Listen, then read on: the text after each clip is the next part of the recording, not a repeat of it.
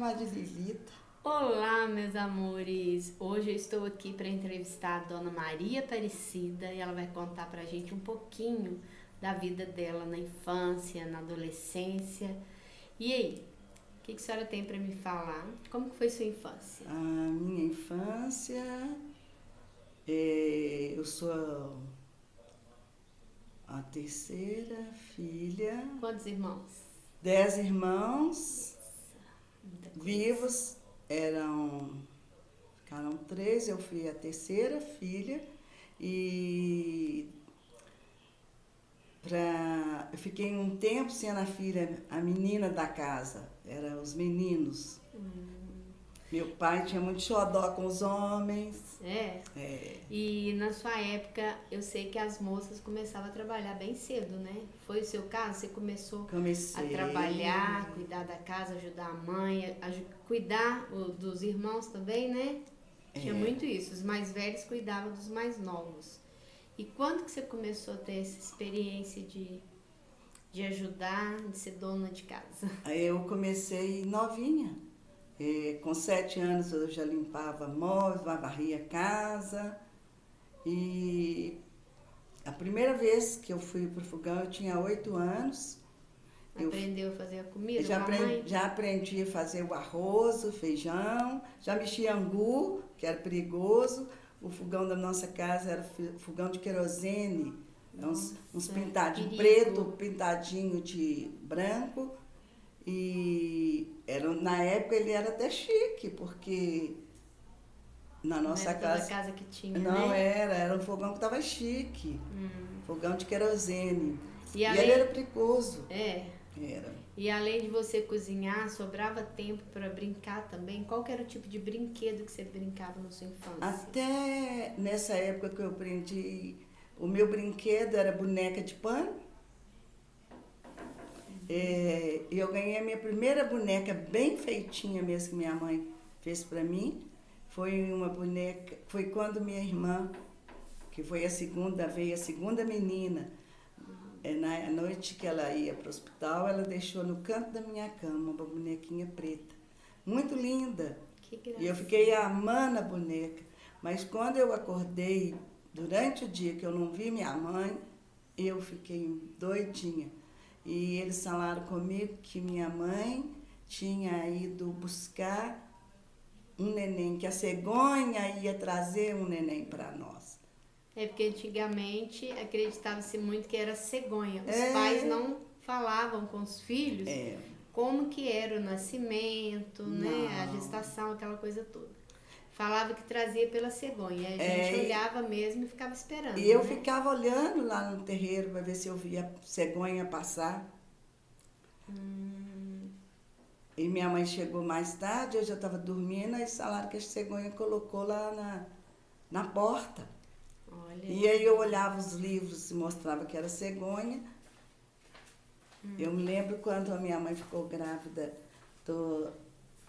dos gêmeos, eu já estava com 11 anos, e 11 para 12 anos, e até então eu acreditei, todos os irmãos que chegaram foi cegonha. Aí quando chegou os gêmeos, que minha mãe achava que era um, e chegaram 2,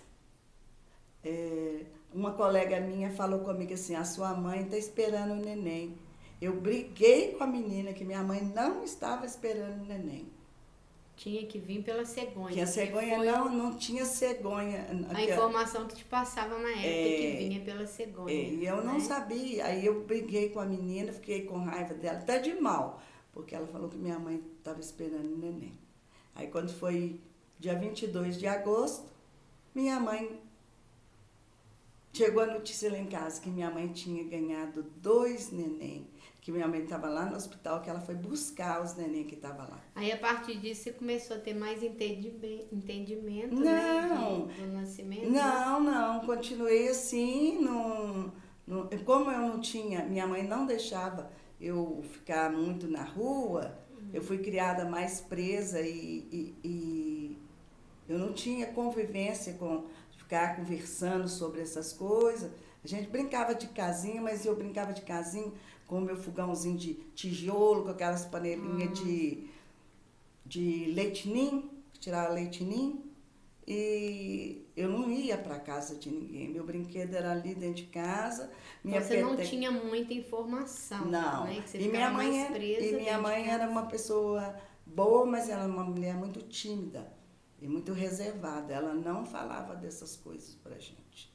Eu nunca vi minha mãe costurar uma roupinha de neném. Ela fazia tudo, mas ela fazia à noite, quando a gente estava todo mundo dormindo.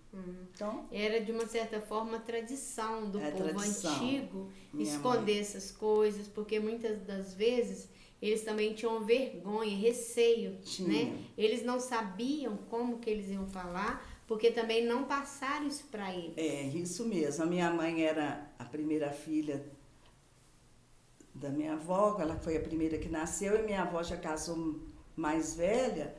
Meu avô também, quando a minha mãe nasceu, meu avô já tinha 48 anos. Então, era bem reservada. A minha avó era uma mulher muito comerciante, e ela também, minha mãe foi criada também tendo que trabalhar desde novinha. Então, e não tinha conversa sobre falar dessas coisas. Então, foi criada uma menina que eu não sabia de nada.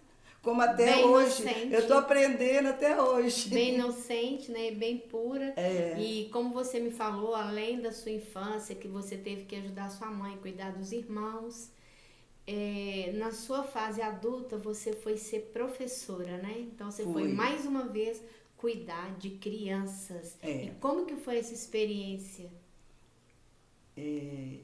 No primeiro momento, eu não queria estudar para professora.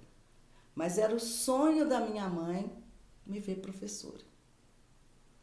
Eu lembro que a primeira vez que eu cheguei numa sala de aula, eu estava super preocupada. Mas foi um desafio tão grande para mim. Era uma sala aberta, todo mundo me vendo dar aula. Foi onde que eu descobri que eu era capaz de fazer muita coisa e muito mais. Eu ganhei uma sala super atrasada, no primeiro ano, no segundo ano que era primeiro. E dessa sala eu consegui fazer 85% de aprovação. Nossa, que bom! E além de você ter tido uma infância bem regrada, né? E sempre fui feliz com meus alunos. Sempre você também conseguiu passar um pouco dessa experiência para os seus alunos. Passei. E ensinei eles a serem mais confiantes. Ensinei para eles, todo momento eu ensinava para eles que a vida passa rápido, que é como um trenzinho. Então, que a gente tem que aproveitar todos os momentos. Porque eu falava com eles, hoje vocês estão convivendo comigo, mas vai ser a última vez que eu vou passar na vida de vocês. E com certeza você plantou, né, na infância de cada um daqueles, e hoje eles, com certeza, na fase adulto, estão colhendo muito dos seus frutos. Com certeza. Hoje eu sei que eu tenho alunos engenheiros, já até aposentaram, eu já tenho alunos que já aposentaram, advogados, polícia, administrador de empresa. Sempre eu encontro com alguém que está me dando uma notícia que meus alunos, eu fiz deles grandes homens. Isso é muito bom, isso é muito importante. Então, toda aquela educação sua, toda essa bagagem, você também dividiu com muita gente. E hoje eles têm orgulho de você, que você mesmo falou, quando você encontra com eles, né? Eles vêm todos cheios de amor, de carinho e gratidão por você. Isso foi muito bom. Graças muito interessante. Eu gostaria de conversar muito mais com você. Eu sei que você tem muita experiência, né? Mas o nosso papo é um pouco curto. Eu vou ter que voltar uma outra hora, mas de qualquer forma eu te agradeço. E gostaria de falar, você que está me assistindo, se você não está inscrito no meu canal, se inscreva, ative o sininho. E depois eu vou trazer de novo a Dona Maria Aparecida para contar mais um pouco, porque ela tem muita coisa para falar. Eu tenho história de todas as formas para contar, de doente, de alegria, de festa, de tristeza, de tudo. E você foi vendo várias gerações, né? Foram crescendo junto com você. E tenho orgulho de ter... Podem até não entenderem a minha forma de ser, mas eu fui muito cuidadosa com meus irmãos. Eu pensava que eu não ia casar, eu pensava que eu ia ser freira. E depois eu vi que eu não podia largar os meus irmãos. Eu tinha que cuidar deles porque minha mãe me pediu. Né? Cuide dos seus irmãos para mim. E eu não podia sair fora dessa missão, porque eu jurei para ela que eu ia cuidar. E deu conta. E cuidei até o fim. Isso foi muito bom. E do papai também, que ela falou que ia deixar uma uva. Aí eu falei com ela, mamãe, mas papai, uma uva? Seu pai é uma uva, ele é muito bonito. Olha. Então eu já vi que você tem realmente muitas histórias para contar. E eu prometo que volto uma outra hora com mais entrevista. E muito obrigada. De nada, foi um prazer falar para vocês um pouquinho da minha vida, mas se revirar tem tanta coisa. Ainda sai muita coisa aí. Sai, isso é muito bom. Muito obrigada. De nada, foi um prazer. Tchau. Tchau.